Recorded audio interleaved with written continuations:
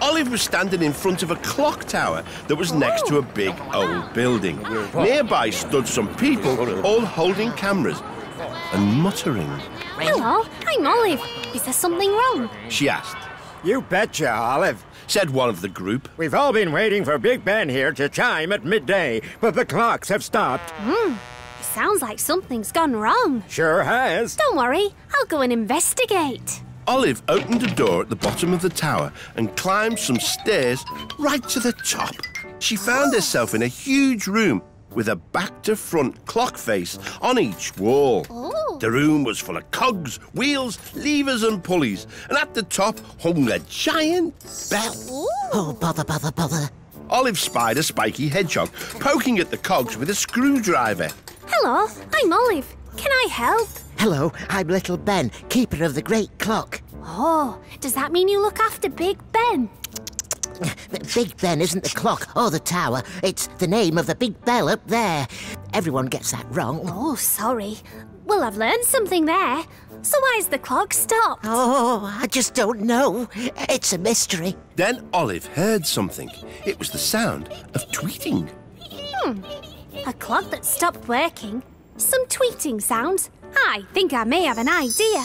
Little Ben, is there some way to see outside? Yes, there's a small window at the top of the clock. Olive climbed a ladder, which led to the window. She opened it and peered out. There was a nest on a ledge just above the minute hand of the clock, and it was full of tweeting baby storks.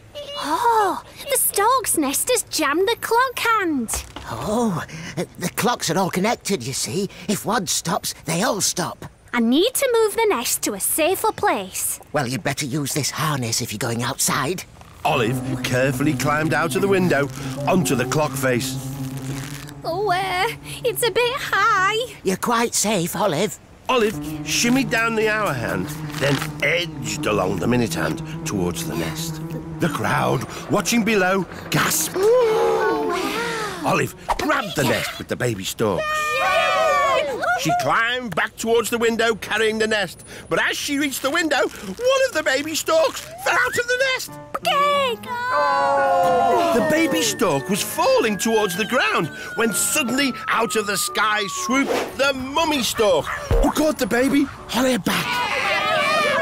Olive climbed in through the window with the nest, and the mummy stork flew in after her. Oh, well done, Olive. The clocks are working again. But the mummy stork was not pleased. Sorry. Maybe a nest can go somewhere else. I think I have the perfect place. Little Ben placed the nest near the window and left it open so the mummy stork could fly in and out. All the storks seemed very happy. Olive helped Little Ben reset the clocks just in time for Big Ben's midday bongs. Thanks for all your help, Olive. Gig, those are really loud. Think it's time I clocked off for the day. They all laughed, and as they did, Olive realised it was time to go.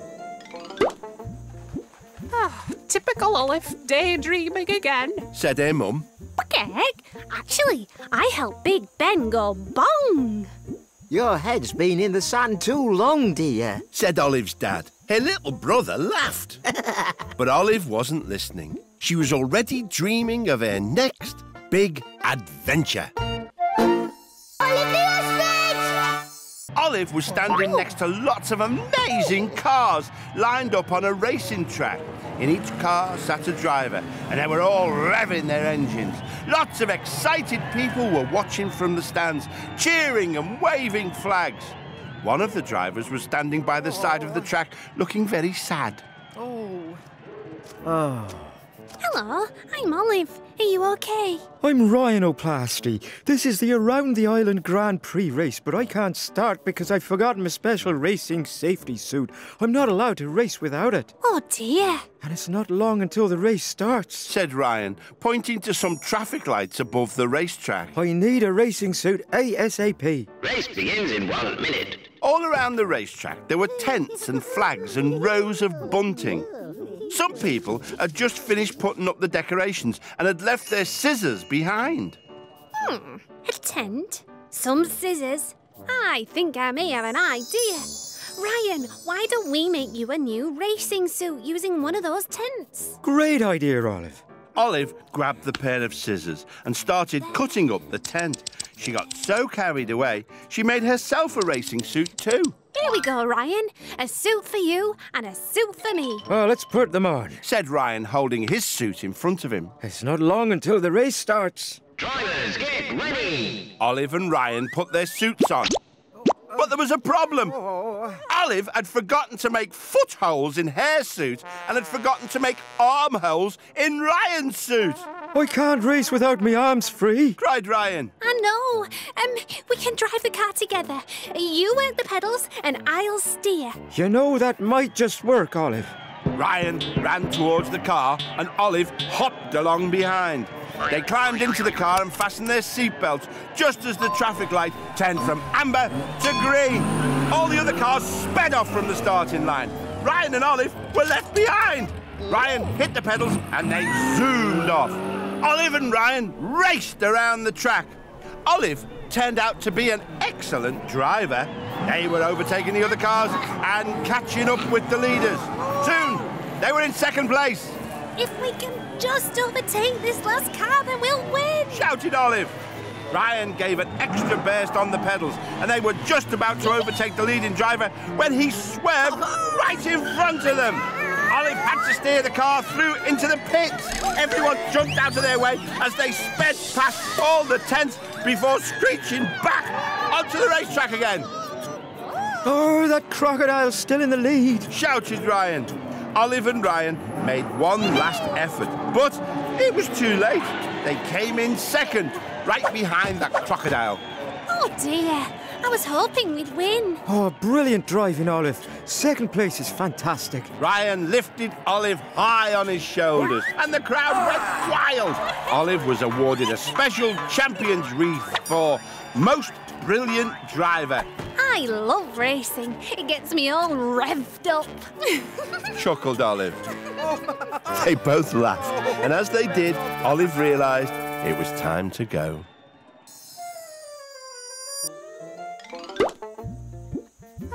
Typical Olive, daydreaming again, said her mum. Bucket, actually, I've been driving a racing car with a rhino. Your head's been in the sun too long, dear, said Olive's dad. Her little brother laughed.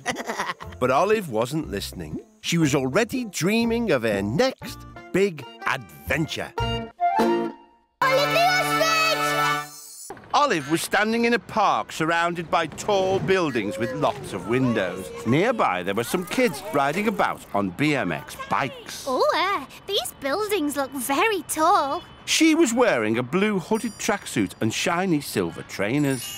Yo, nice hoodie, said a voice. Olive turned around and saw two boys. They wore blue tracksuits and silver trainers, like hers. Yo!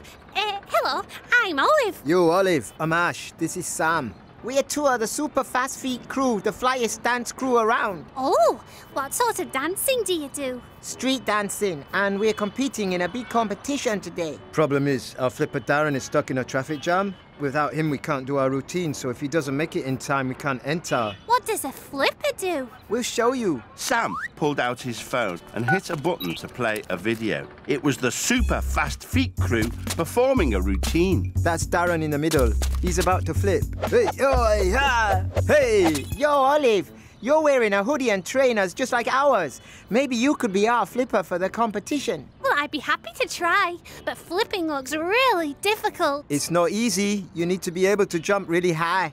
Olive looked around and noticed that the kids with their BMX bikes were doing some impressive tricks and jumps.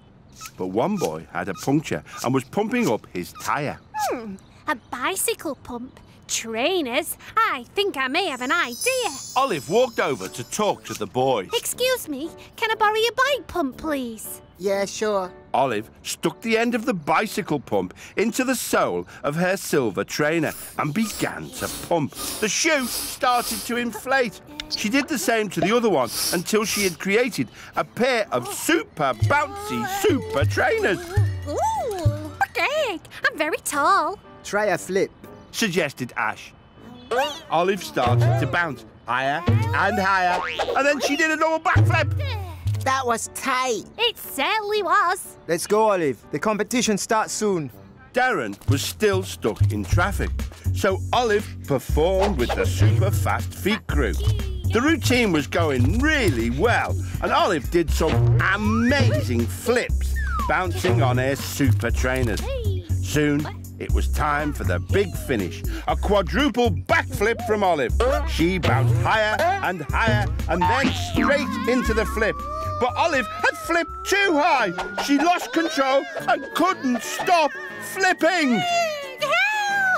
Just then, Darren arrived. He rushed into the arena and saw Olive somersaulting through space. Darren ran over, did a massive forward flip and caught Olive mid-air. They both landed back on the ground between Ash and Sam, and the audience went wild. Yo, Olive, that was amazing. Olive's final flip was so spectacular, it helped the super fast feet crew to win first prize. Yo, thanks for standing in for me, Olive. Said Darren. Yo, it was no problem. Said Olive. I was one super flying ostrich. They all laughed, and as they did, Olive realised it was time to go. Typical Olive, daydreaming again. Said her mum. Okay, actually, I've been dancing and flipping with a street dance crew. Your head's been in the sand too long, dear. Said Olive's dad. Her little brother laughed. But Olive wasn't listening. She was already dreaming of her next big adventure. Olive found herself on a stage with lots of animals playing musical instruments. She was wearing a long black jacket with tails. At the front of the musicians, Olive could see a man waving his arms all over the place. Oh dear, oh dear. Olive turned and saw an octopus playing a xylophone. She seemed to be getting her 8 legs in a terrible tangle. I'm Olive. Is everything okay? I'm Jenny. Oh, the conductor's going way too fast today. Oh! Is the conductor the man waving his arms around over there? That's him. Said a little mouse, frantically banging on a big bass drum next to Jenny. I'm Barry, and I can't keep up either. Olive watched the conductor. His arms were almost a blur. Where is the triangle that goes ting? Quick, the triangle. You have to play it. Jenny's too tangled up. Okay. How does it work? Just hit it with a little stick. The conductor pointed at Olive, and she hit the triangle. But then he went even faster until she couldn't keep up either. What happened to the big round thing that goes crash? He means those cymbals. Can you play them too? Just pick them up by the straps and crash them together. Like this? Not now, when I point at you. The orchestra kept playing, and the conductor kept conducting even faster. Triangle, cymbals, triangle, cymbals. Shouted the conductor at Olive. She had to run back and forth, switching between the two instruments as fast as she could. Ow. Finally, the piece was finished. The orchestra and Olive collapsed exhausted. But now the audience were coming in and finding their seats. That was only a rehearsal. They still had to play the piece all over again. This is a nightmare. My orchestra is exhausted. What are we going to do? But why is he still waving his arms? There was definitely something funny going on. So she decided to go and talk to the conductor. Excuse me, I'm Olive. Could you please slow down a bit? Slow down. No, I cannot do this because of the problem I am having with this pesky fly. The conductor swatted at a fly buzzing round his head, and Olive realised that was why he'd been waving his arms so fast. I can't get rid of it. A pesky fly, some cymbals. I think I may have an idea.